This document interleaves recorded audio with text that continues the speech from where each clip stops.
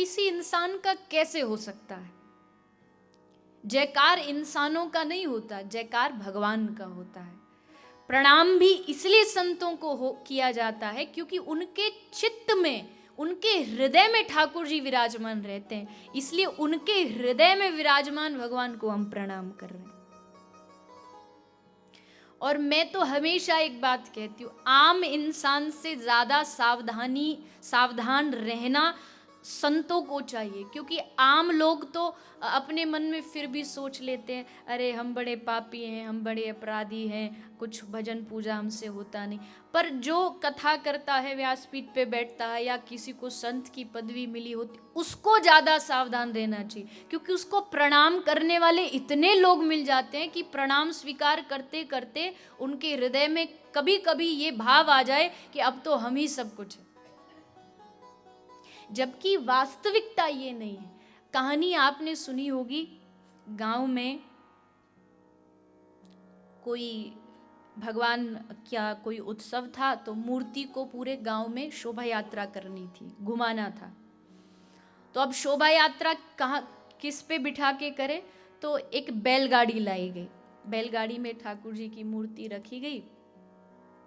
अब अकस्मात वो बैल किसी कारण से नहीं मिला, तो सोचा क्या करे, तो बोले गधे को लगा दो, तो गधे को लगा दिया। अब वो चली बैलगाड़ी। अब ठाकुर जी की शोभा यात्रा निकल रही, अब तो पूरा गांव घर से बाहर निकल आया, आरती की थालियां ले लेके आरती कर रहा है, कोई फूल चढ़ा रहा है, कोई माला लेके आ रहा है, सब जय हो जय हो जय। अब गधा क्या सोचता है मालूम है? गधा सोचता है मेरी आरती हो रही है, मुझे पुष्प मालाएं, मुझे फूल चढ़ाए जा रहे, मेरा प्रणाम हो रहा है।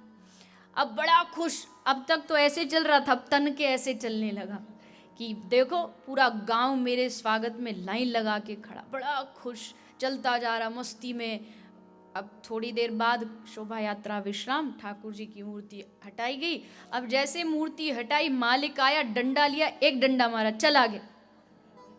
तब बुद्धि में असलियत समझ में आई कि ये सम्मान मेरा नहीं था, मेरे ऊपर कोई बैठा था, ये सम्मान उसका था। पर अज्ञानतावश होता यही है, कोई किसी को सम्मान दे, प्रणाम करे, तो वो सम्मान वो अपने स्वयं का समझने लगता है कि मेरा है।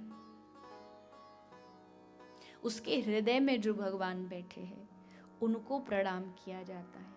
तो संतों को सम्मान जरूर देना चाहिए, इसमें मेरी क्या औकात में कुछ कह सकूं। शास्त्र कह रहे हैं, भगवान कह रहे हैं, मेरा ही स्वरूप संत है। और संतों की कृपा से, मैंने पहले भी कहा, बहुत जीवन में परिवर्तन आ सकता है तो केवल एक संत की कृपा से आ सकता है।